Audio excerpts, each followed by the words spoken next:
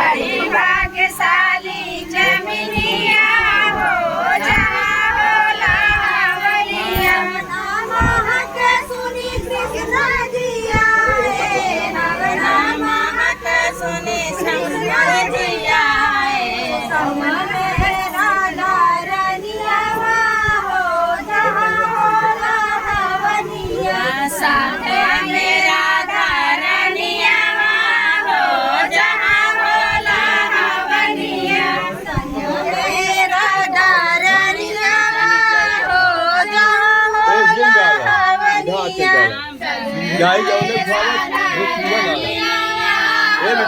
जहाँ होला हमनिया बड़ी भाग्यशाली जमिनिया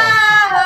जहाँ होला हमनिया बड़ी भाग्यशाली जमिनिया हो बड़ी भाग्यशाली जमिनिया का हिम्मत तोड़ दी ढेर दिन से सपोर्ट नहीं था मिला का हिम्मत तोड़ दी भाई लोग कमेंट करके बताए का वीडियो बनाओ छोड़ दी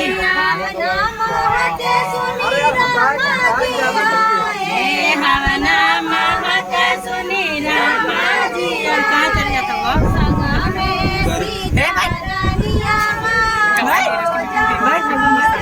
ठीक है नहीं ना बस